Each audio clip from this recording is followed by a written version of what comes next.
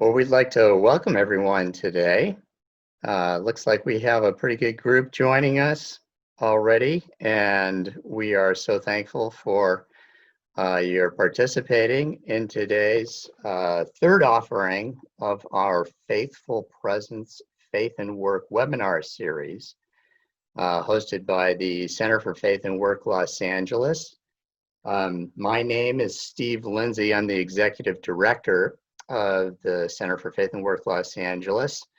And this was kind of the evolution of our annual conference, which like many conferences had to get replanned and restructured. And so that was part of my work disruption as a result of COVID-19.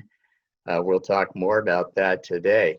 But we're delighted you've joined us today. This webinar series was made possible by a lot of sponsoring people and organizations. We are especially grateful for the generous support of Thrivent Financial, is a wonderful Christian member-owned financial services and banking company, marketplace chaplains, and they provide excellent service for personal employee care through trained business chaplains. And Made to Flourish is a great network of pastors to better integrate faith work and economic wisdom for churches, and Fusion Leaders in Los Angeles, which connects Christian marketplace professionals for spiritual growth and business success, among many other supporters. We're just so appreciative. Without them, we couldn't provide these kind of wonderful events and great content. We also want to do a quick promo.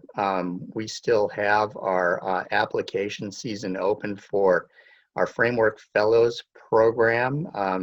The cohort is filling up quickly, and we are doing a rolling wave of applications right now till the cohort closes. So if you at all want to go deep for a deep theological and vocational journey to really sense and find direction for God's call on your own life's work and vocation, this is really the place to be in Los Angeles. This is a great training opportunity. It's very community driven, a very rich environment, and we really encourage you to check that out. And applications are rolling in right now, and we are getting close to a full cohort. So I encourage you to look at that sooner than later, if that's of interest. As far as today, what we're about with this particular webinar, when we reflect on this coronavirus pandemic and the dramatic impact that it's had to our economy, our relationship to our work personally has been affected. We found ourselves inventing new categories to even describe the nature of our jobs. We declared 60 million workers in this country as non-essential, which is a kind of a striking language, and 90 million as essential, and had to kind of think through all the categories of what that meant and why we're using those terms. Even with the beginnings of an economic recovery that we've started to see, there is still today over 20 million who have filed for unemployment in our country. Even in this last week, our anxiety may be peaking back up due to reports of increased COVID-19 cases. There have been new orders restricting our work and public lives.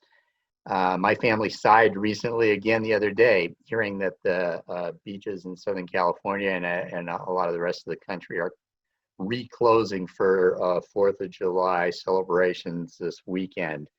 I mean, you add to that all the ongoing concerns that we've all been experiencing over racial injustice, protests, riots in our cities, that we just have this amazingly difficult and complex set of pressures we feel on our lives, and thinking through how to respond through our work as well.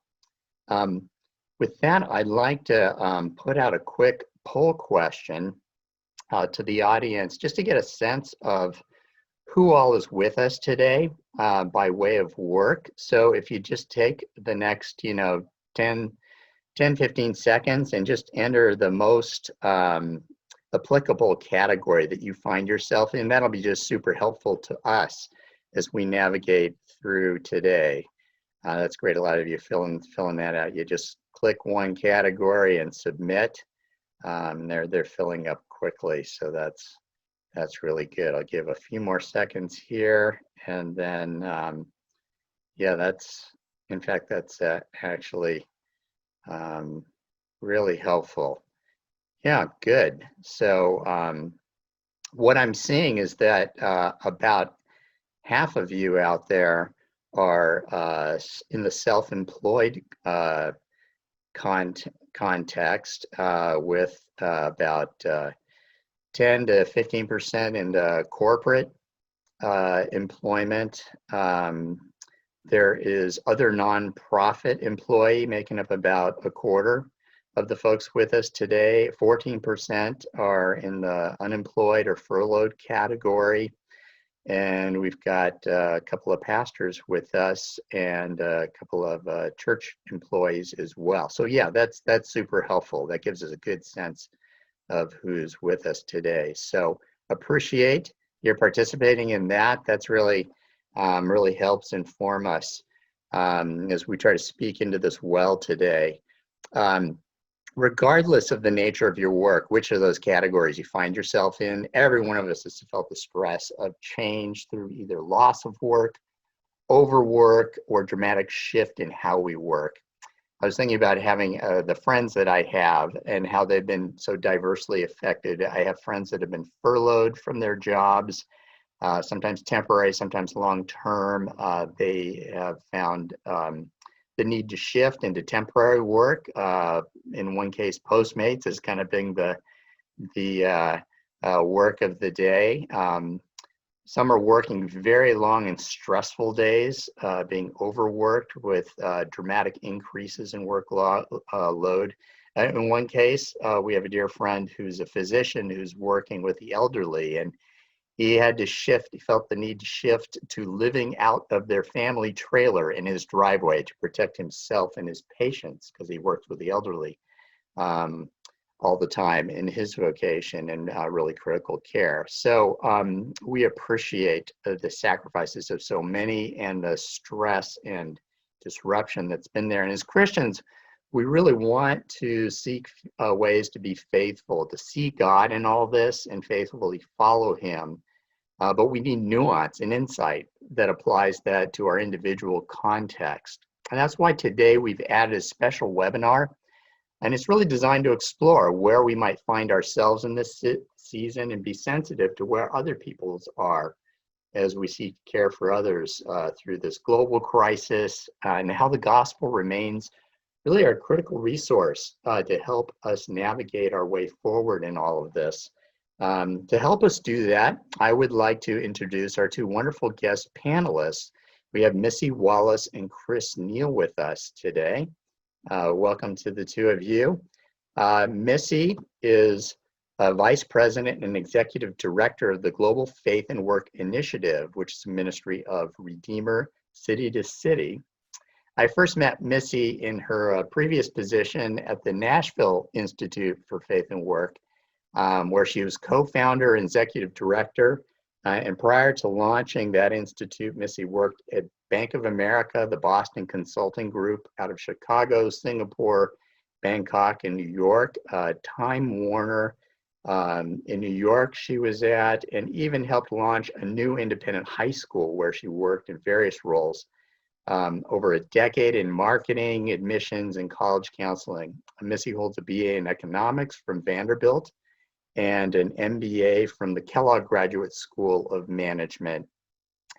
Chris Neal, who's with us today, is the Director of Strategic Initiatives at Azusa Pacific University's Center for Vocational Ministry, where he leads the Youth Leadership Initiative as well, which is designed to help high school students develop a deeper sense of calling. Chris also serves as an adjunct professor in the Department of Practical Theology and Interdisciplinary Studies at major at APU. And prior to this, Chris served for 12 years as the Youth and Family Ministry Pastor at New Song Church in San Dimas, I met Chris through his great work with the Made to Flourish organization, serving the greater Los Angeles area of pastors in faith, work, and economic wisdom. Chris holds an MDiv from Azusa Pacific Seminary and is a doctoral student at Fuller Theological Seminary, explicitly researching the intersection of faith, work, economics, and youth ministry. So as we get started today, let me remind you there's a Q&A button near the bottom of your screen, so feel free to be posting questions along the way as you think of them, or at the end be thinking of what you might want to be asking questions during the presentation. We'll save plenty of time for them afterwards. And now I'd like to go ahead and turn the presentation over to Missy and Chris. Thank you. Good to be with you, Steve. I am going to pull up my screen for one moment.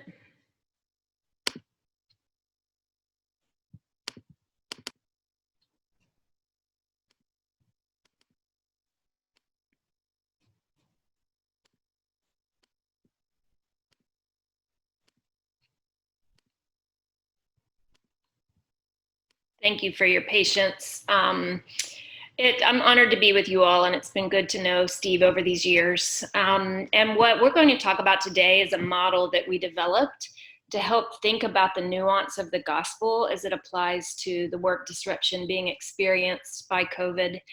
And the way we came up with this model was very organic, and I would say it's still being pressure tested, particularly with populations that perhaps were living at the margins before COVID. And so I was asked to be on a podcast around March 30th to April 1st about how COVID was impacting work. And I said yes really quickly without thinking about it. And then the night before, I was preparing for the podcast, and I became rather paralyzed because I couldn't come up with what can I say that can feel all-encompassing about how it's impacting work. Because on the one hand, I had my sister's an ICU nurse and was working on the front lines. I had a friend that had been laid off. I had a friend that had been furloughed. And then I had friends that were working double time, plus the ones trying to figure out Zoom. And I realized there was no one way to talk about the work disruption. And so it set me on a journey to figure out, were there any ways we could think about the disruption that could bring any kind of clarity to different messages that might different kinds of people might be experiencing. And so this model started as a tool. Well, it started first as an intellectual exercise. Then it started as a tool for pastors on how to apply the hope of the gospel to particular constituents that they were working with that had experienced work disruption. And it's really expanded far past that. We found that a lot of marketplace leaders are appreciating how it helps them understand what they're going through themselves, as well as how they can disciple or interact with coworkers or teams or other church members, etc. So it sounds like we have a variety of different groups in all these categories, and so hopefully everyone will find it useful. I'm going to start with just stating a few obvious facts. COVID's radically impacting work environments. Many pastors and marketplace leaders are unsure how to disciple or pastor the complexity of disruption. And the disruption highlights a lot of varying spiritual needs, physical needs, as well as temptations based on one's, and this is kind of the core of the model, which we'll get into, based on someone's economic flexibility or agency or power in their job, as well as what type of disruption they're facing. And I think if you made it to this call, chances are you're a Christian or at least Christian curious. And I think most people that are Christians would all agree that the hope of the gospel is unilateral, but we might apply it differently based on a particular person's needs or their pain points.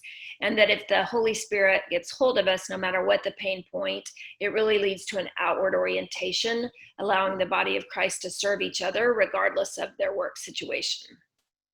So that just sets the table for where we're going. And this also will give you a map of where we're going today. And I will say that if you don't need to take notes, these slides are all available. You may download this. We have a workbook for you to download of working through it on your own constituency. on our website. And Melissa said that she'd be happy to put that in the chat bar as well as in the follow-up email, or in the email you got leading up to this. So don't feel like you need to take notes. But the way that we're going to talk about it today is I'm going to present the model and then talk about how the model impacts physical needs, spiritual needs, and your temptations, and therefore how the hope of the gospel is nuanced and how it leads to outward love. And Chris is going to jump in. We're going to do a little bit of ebb and flow. And once I explain the model overall, he's going to talk about some other ways he's thought about it as well. And we'll just give some give and take as we go.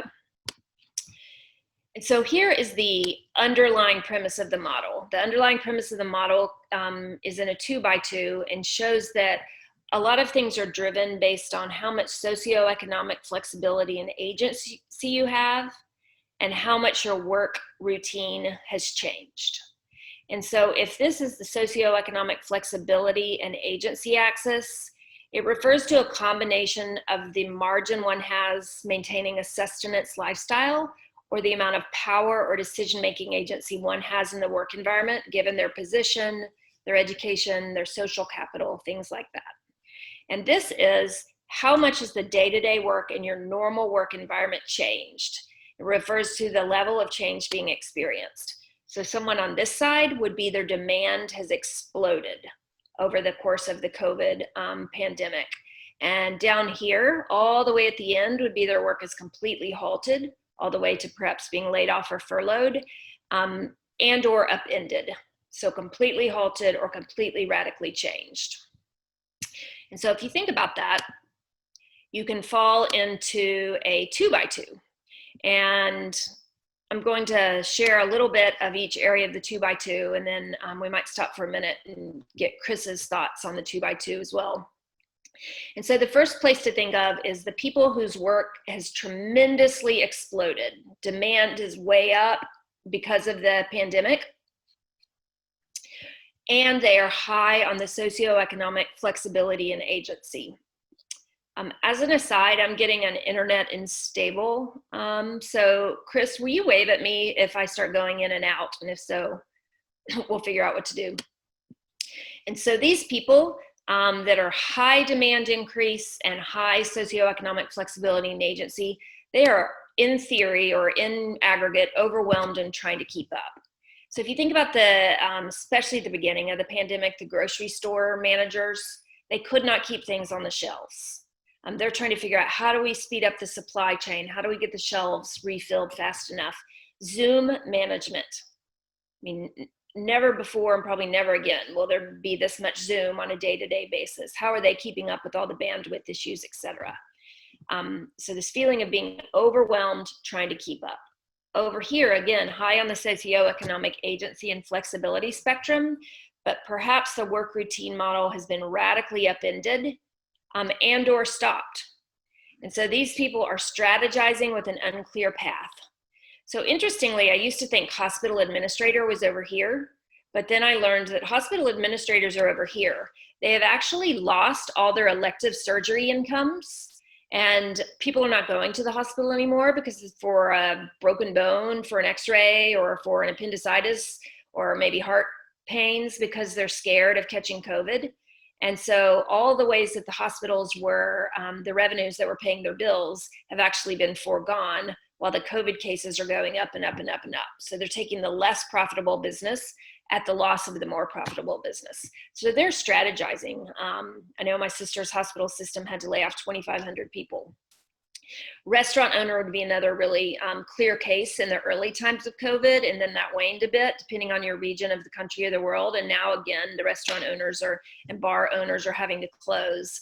But if you had to just out of the blue close your restaurant and you've never been part of a delivery service, et cetera, and you're trying to figure out how are you going to keep things open? Dry cleaners, maybe dry cleaners would have been kind of right here. Nobody's dry cleaning clothes right now. Nobody's going to work. How are you going to keep your doors open? And down here, we have people that started on the margins or more towards the margins, and their work has been radically halted or upended, and they are impoverished and trying to survive. So think about the dishwashers that worked for all the restaurants that were all let go, the hotel cleaning staffs, You know, I know one restaurant in my city alone had to let go 150 people in one day. All those people would have been towards this end of the margins. And then you think of those whose work has been significantly increased, but they were workers at the margins. So delivery workers, maybe manufacturing line workers for masks. Some would say that even nurses have been moving down into this square because as demand has exploded in the ICUs, they're having to work double shifts and things like that. They're losing agency in the choices of their job, socioeconomic agency. And so the arrows would suggest that nobody is in set one area, but there is movement between areas. There's actually, we'll talk about in a few minutes when we move on, there's a lot of fear as well of moving between areas. But Chris, why don't you add what you want to add? And I would also love to see those of you that are in the audience, if you want to put in the chat bar, is there an obvious square that you're finding yourself in? Top right, top left, bottom right, bottom left. Feel free to throw it into the chat. Yeah, thanks, Missy. I think for me, I'm just initially very much resonating with the need to sort of map out how diverse this experience is impacting people. Because I think one universal is that it's disrupted life, that just everyone has been disrupted, but it has pushed us into these different quadrants. And I think when life gets disrupted, there's this tendency to become very self-focused of these are all the different nuances or nuisances that I'm now having to face, or I'm having to do these things in new and more difficult or more time-consuming ways. And so when we become self-focused, we can kind of totalize or universalize our experience to everybody else. And this framework really begins to help us think through, actually, this is impacting people in very different ways. I know that early on when our team learned that we were going to be working from home, so we're a sub-team within the university, and I think most of us you could kind of put on those upper two quadrants where on the one hand, some of the work just really took off. There's a lot more to do. Pastors really need supported. And then others were still doing work, but it had to be radically reimagined.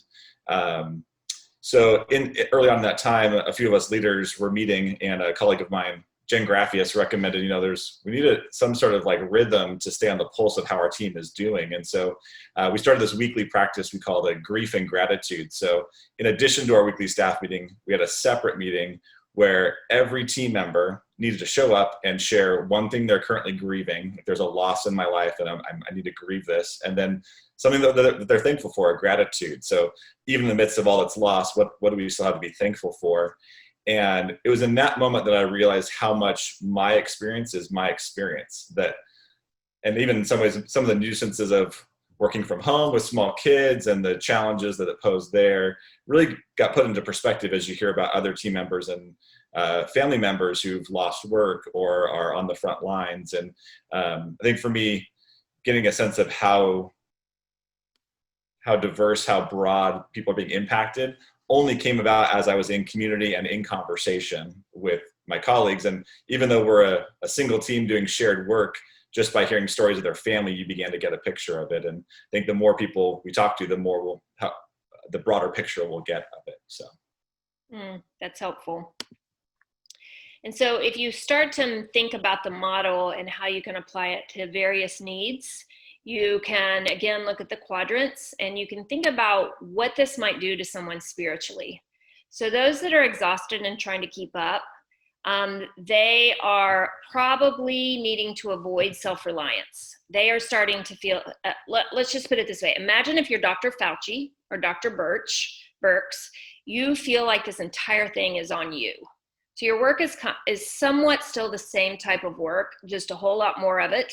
If you are a frontline nurse, if you are the president of a manufacturing company, you feel like this is all on you, and you got to slay this beast and figure it out. You're probably not Sabbathing, you're probably not resting, you probably have a lot of anxiety, and you probably feel that your identity is whether or not you, meet this challenge or not. You're scared that you might move over here.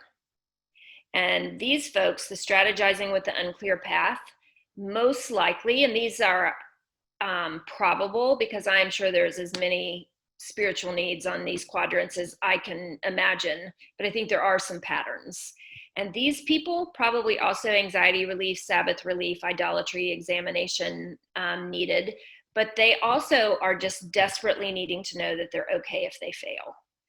They are paddling so hard, and what if the whole gig goes down on my watch? What if the restaurant doesn't make it? What if our church is the one that doesn't pivot well to online services and we lose all our members?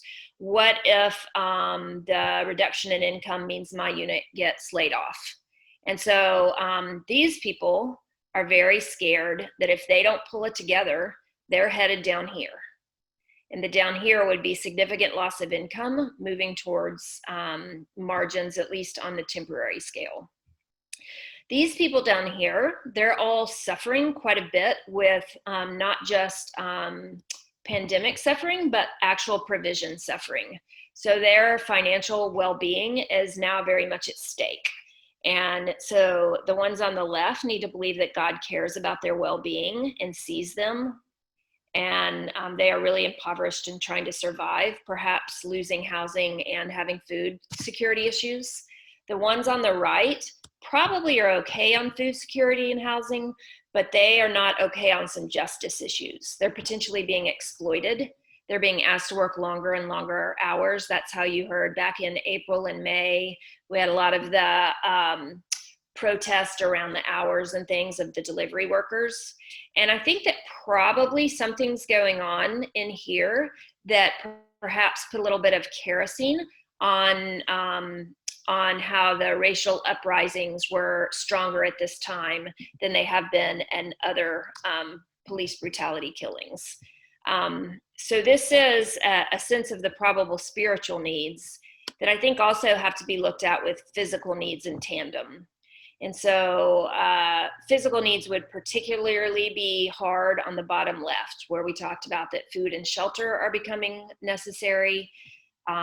All the other quadrants most likely have a lot of energy depletion issues, rest issues. Everybody has childcare issues. The work for home is very hard on families, or if you are able to go to work, you work on the front line or your offices have been reopened, you don't have any childcare options with preschools and daycares and schools closed. These folks on the far right are probably more likely to also have health risks. Perhaps they are being exposed to the virus more likely. Chris, what might you want to throw in about the physical needs and the spiritual needs? Yeah, to me, as I look at the relationship between physical needs, spiritual needs, and even temptations, it reminds me a lot of the work of Brian Fikkert and Steve Corbett in their book, When Helping Hurts, which for me has been just a very foundational work that's been very helpful guide for me. And in it, they're primarily looking at poverty alleviation, and kind of their main thesis is this: how you define the problem will determine how you define the solution. So if you define poverty as a lack of stuff, then the solution is just to give people stuff. And they invite us to a whole new definition. They look at poverty as actually broken relationships. So they really anchor it in the creation story, looking at our relationship to God, to self, to others, and then to the created world. And then very quickly with the fall, all four of those relationships are broken and in need of reconciliation. And so in their work, they look at how material impoverishment is a result of relationships that don't work. So if someone is materially impoverished, people might have their assumptions about why they're in that situation. And this model says let's really not just assume, and project, let's actually look at the situation and consider, are they just simply, they live in an area that is under-resourced right now. And so there's a problem with the relationship to creation. Why aren't there resources there available? Is there character or training? The person needs to develop new skills to keep themselves in a job. Or is it actually an oppressive, unjust system that the system needs to be addressed to free people to do that? But they also pivot and really show how just because someone is materially wealthy, it doesn't mean that they're not poor. They actually suffer from broken relationships. And so, and in that, you need to think through what relationships are impoverished right now, right? Is a certain person wealthy because they spend all their time away from their family, working, burning the candle at both ends, and even they kind of think that they are God. And I think so as we think about that in this framework and in this current moment of the COVID disruption, I think it's an opportunity to think through what relationships were broken before, what relationships are now broken through the COVID experience, and how could this be an opportunity to rethink about reconciling those relationships? I thought it was interesting. Yesterday, there was an article on Major League Baseball players who are opting out of this 2020 season. And Ian Desmond had this quote. He said, with a pregnant wife, 4 young children who have lots of questions about what's going on in the world, home is where I need to be right now. Home for my wife, Chelsea, home to help, home to guide, home to answer my elder 3 boys' questions about coronavirus and civil rights in life, home to be their dad. And so I don't know Ian, I don't know his situation, I don't want to project too much, but to me it seems like this COVID disruption and civil rights moment is sort of reprioritize things. He is lowering his focus on work. Granted, he has the flexibility, he's in the upper tier, he has enough material wealth to take this opportunity. So I think just this current moment is a time for us to think through where the relationship's broken. So as we think about physical needs, spiritual needs, and those temptations, I think when Helping Hurts framework can be additional lens. I love that, Chris. And I also love how the Helping Hurts framework also encourage us to differentiate between immediate relief needed versus long-term help needed. And I think that's really important to discern, because sometimes, after a hurricane, there's immediate relief needed. And then there's long-term healthy helping that's needed. And I think probably with COVID, we have some of the same thing. We have some immediate needs and then some long-term helping needs. And then we have people whose frameworks are, I need to slow down. But I've found it interesting that some groups that I interact with that are on the margins say, when I hear that someone says they need to slow down, and that they're going to keep the slowness after the pandemic, I'm thinking, do you see the privilege in that? Because I'm going to have to work 3 shifts to catch up on my rent if I can work again. So I think it's just all so nuanced. And I love how you bring that looking at what's under the poverty. Is it relational poverty? Is it material poverty? Is it relief needed, or is it long-term help needed? So going on with the spiritual needs, you also run into the temptations that come for those. So for the exhausted and trying to keep up, and for the strategizing with unclear path, some of the temptations are this, like Chris mentioned, I am God. It's on me. Anybody who's feeling like it's on me, they're having an I am God moment. Both also have the temptation to use people transactionally that they have power or agency over for their own success or for the success of the entity. Both have the temptation for pride or greed, but the ones over here also have the temptation to despair. So it's kind of the pendulum could go either way. Like, I killed it, I'm amazing, I turned this gig around, or the gig went under on my watch, I'm full of despair. And both those would be identity problems, that their identity was more in the entity rather than in their relationship with Christ.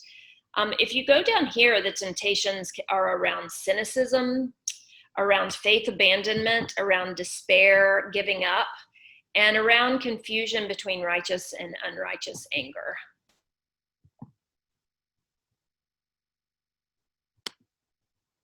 And the hope of the gospel is where things, and then the gifts to be given, are where things get really interesting with this quadrant. And so if you understand where you are, I think that you can then begin to say what your temptations are. What part of scripture do I need to be in to remind myself that my identity is in Christ, that I am not orphaned, that I am a child of God. And if you're exhausted and trying to keep up, or you're strategizing with an unclear path, you probably need scriptures around God is in charge, or God is on his throne, working for Christ, not man, God preparing our work beforehand.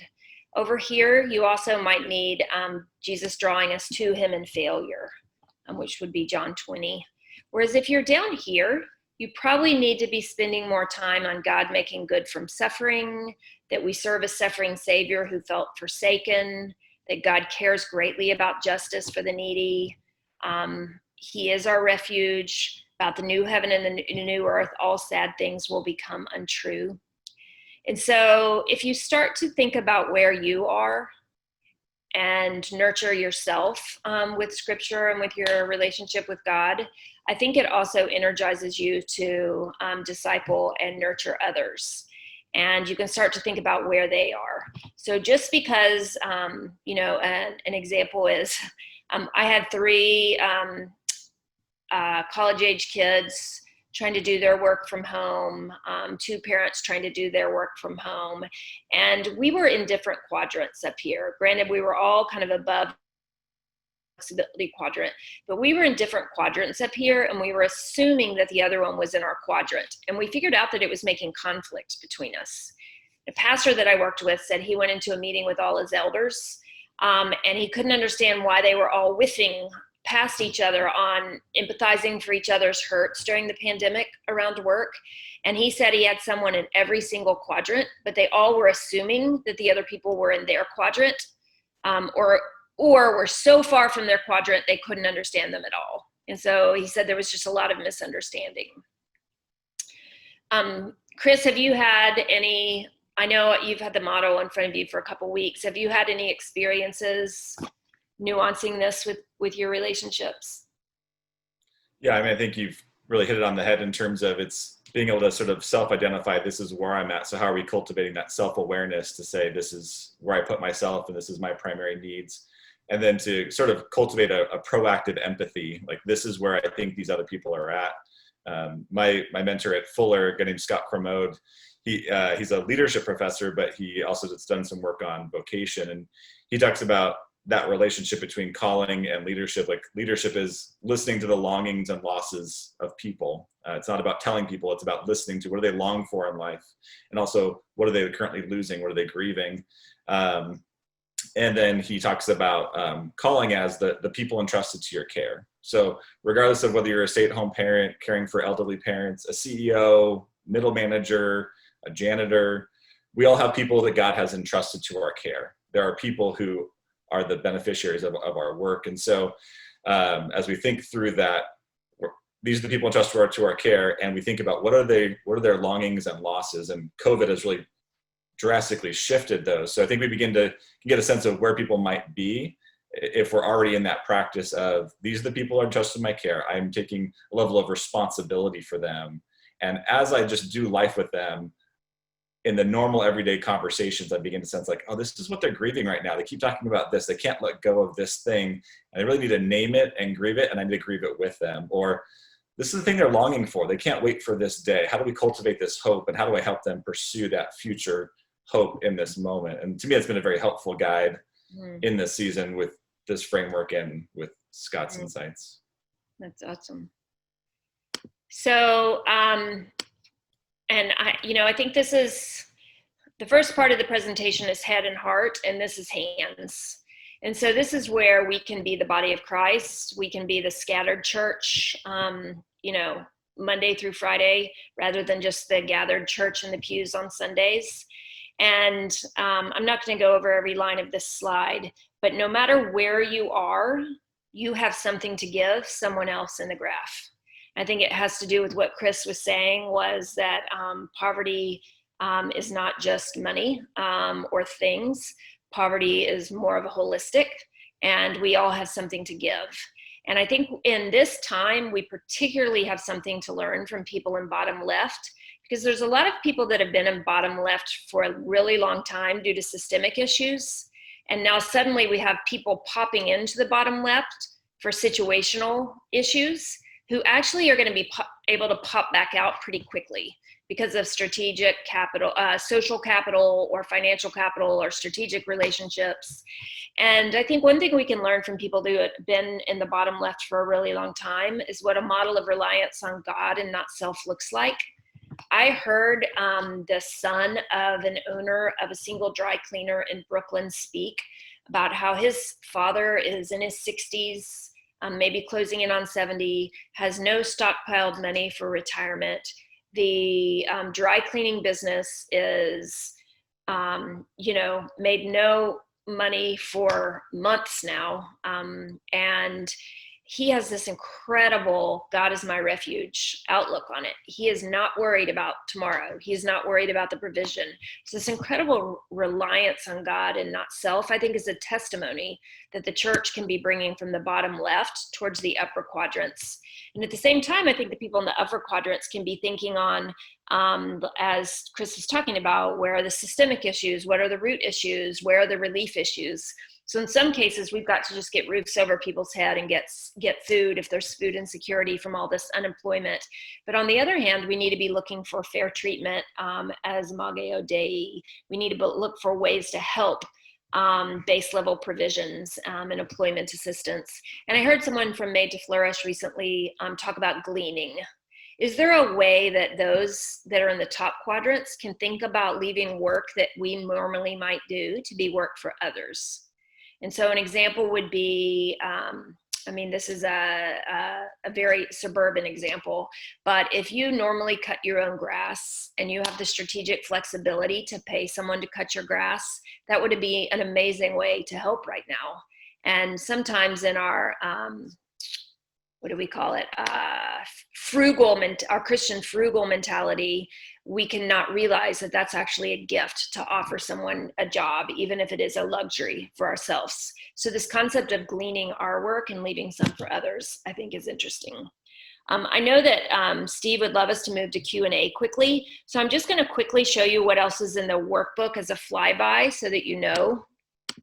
The workbook that you can download has some discussion guides and some next steps, and the slides for you to explain it to someone that perhaps you're trying to explain it to, and then gives you self-reflection questions, organizational reflection questions, and pragmatic reflections. So what can you do differently on Monday? Whether you're a pastor or you're a sales guy for a pharmaceutical company or you work on a manufacturing line, what does this mean for you on Monday? As well as some grids for you to fill out for you or for people you're working with or meeting with.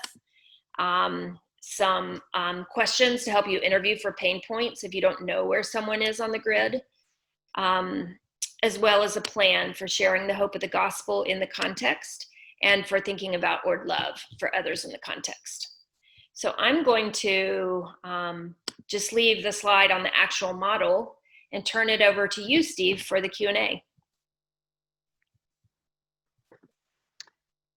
Oh, that's great. Thank you so much, Missy and Chris. That was just hearing it again is just keeps stirring up all kinds of thoughts and experiences from my own background and things that I need to be thinking about.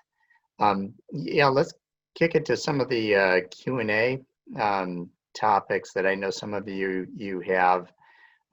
There's a question already submitted that says, what if we fit more than one category? And I think that's probably very true for many of us. We're either mobile between those categories, like you mentioned, but some of our work has multiple components to it that find us, part of us feels like we belong in one of those quadrants and the other part feels like it has more mobility or resources or demand. And we're trying to juggle between those. Well, it's interesting because I think she put that question in while we were answering the survey question of what jobs do we do at the beginning. Yeah, that's true. However, it's actually incredibly insightful for the model. So it's almost like a pun of a question. Or a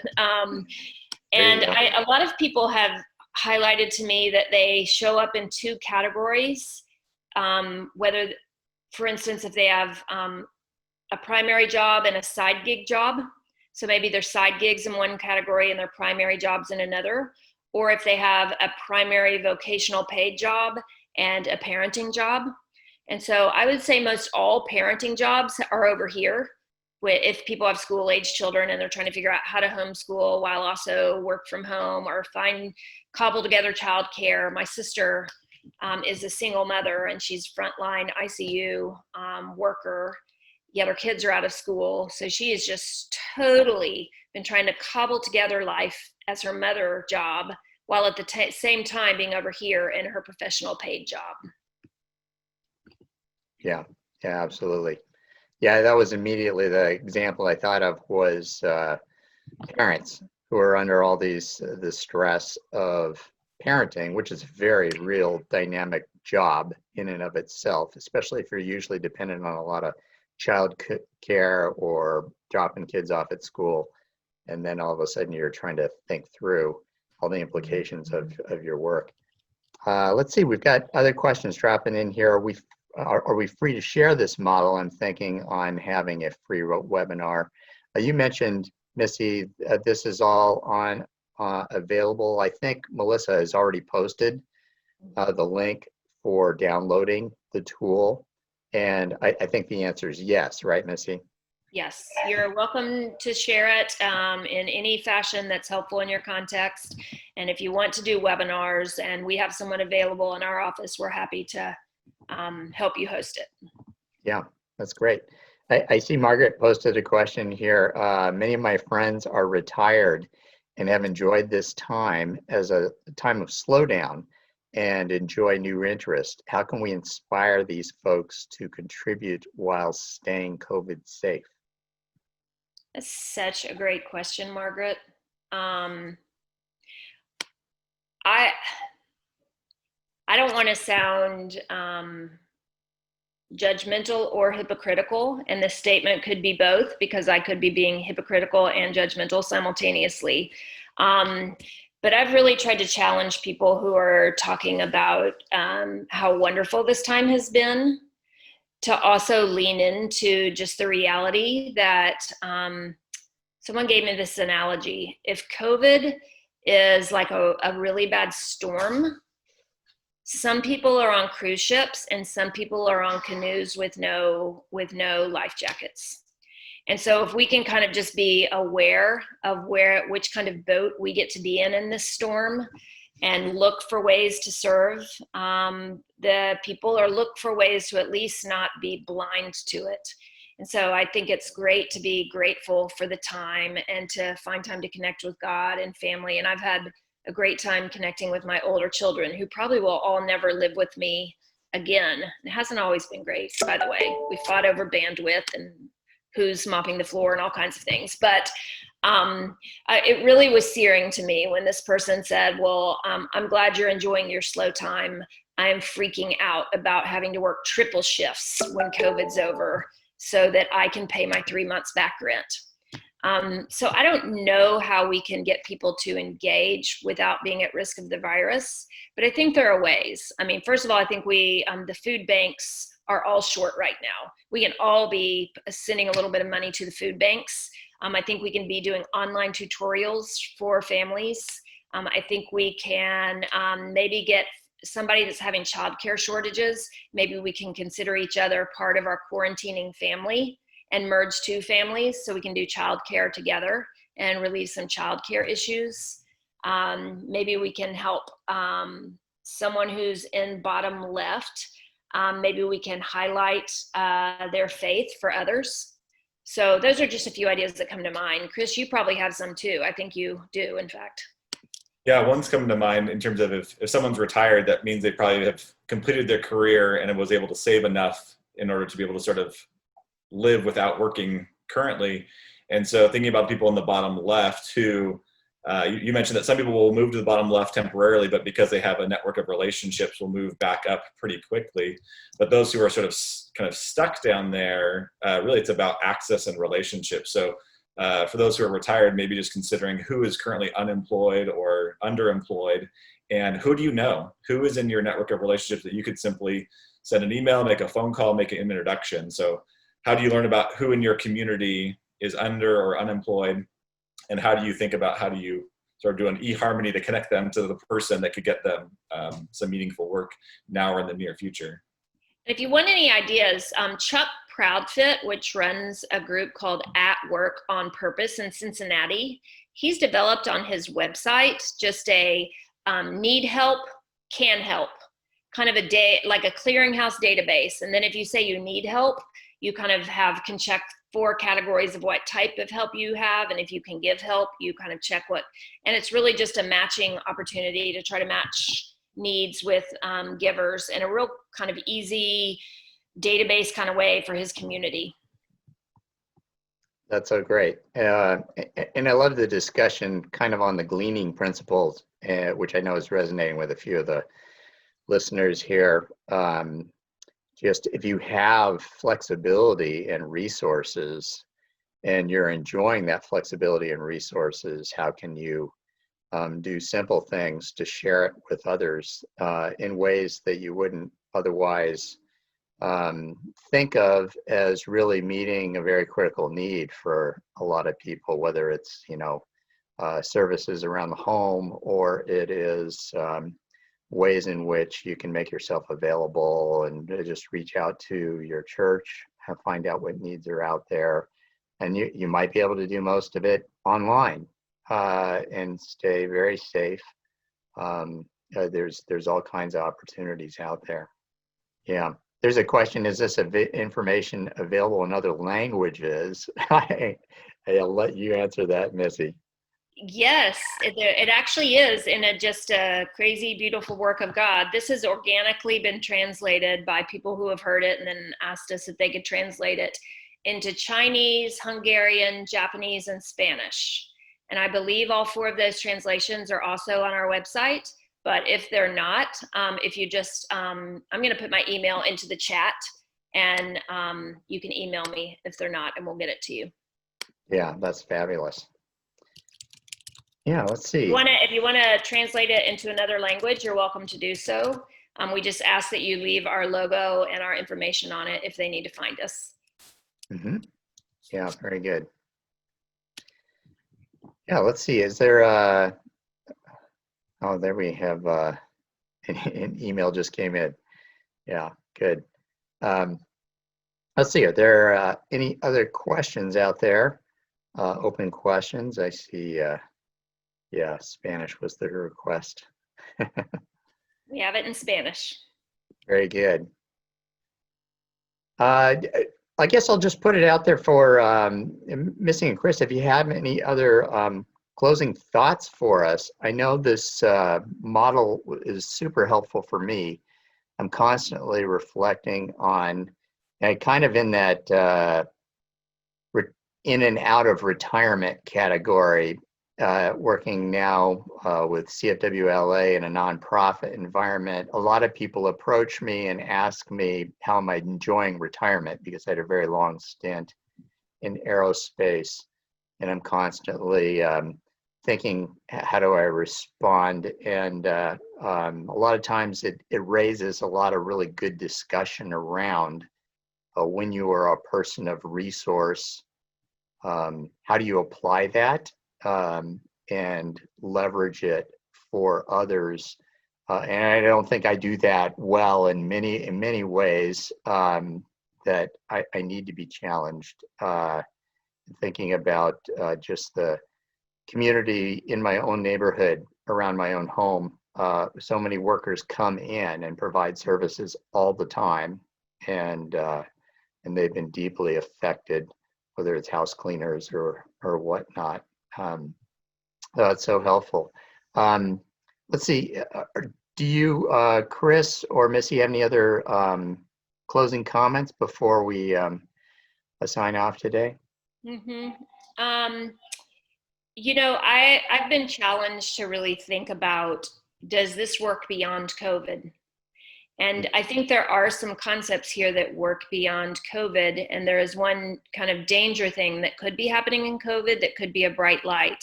And I think the concept that works beyond COVID is that there is always a group of people that are impoverished and trying to survive, and always a group of people that are potentially exploitable. And there are always a group of people that are above the margins. And one thing that could be a danger of COVID is that if someone, we have 20-something million people unemployed, lots of them would have been above the margins, and maybe they're starting to dip down below the margins. And because they get below the margins and then they pop back out, they think they empathize or understand the margins. But in fact, they were in the margins because of a situational brokenness, not a systemic brokenness. And so I think there's a little bit of danger that people that come down and pop out look with disdain about the people that can't pop out.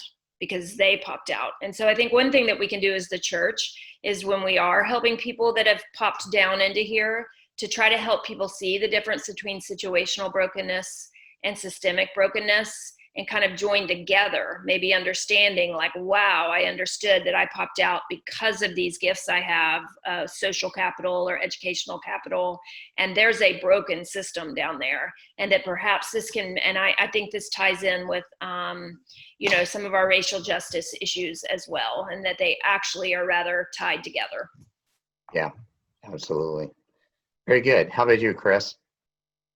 Yeah, I think for me, one last thought that's on my mind is, as we think about how the gospel moves us outward with loving action, to consider Dallas Willard's words that that the first act of love is the paying of attention.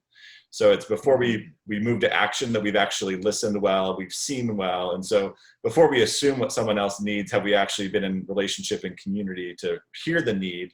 So I think that's one part of it, but I think the other part is who we assume is possible for being part of the solution. It realizing that, like Missy was saying, that people in the bottom left quadrant have tremendous resources. As we see them, as we listen, there are resources they have to the other quadrants. And so thinking about, there's a church in our network who, sometimes we think about missionaries as the object of our sort of giving and support.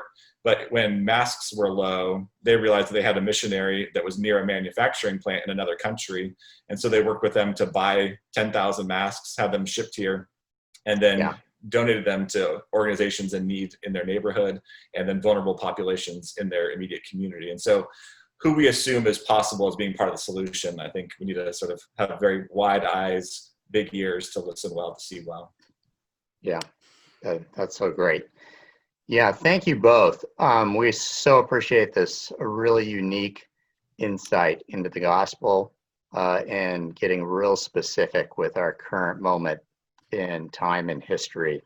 I just want to, as I close, I just want to remind everybody, there's a brief survey you'll get that people have been very gracious in filling that out in the past webinars.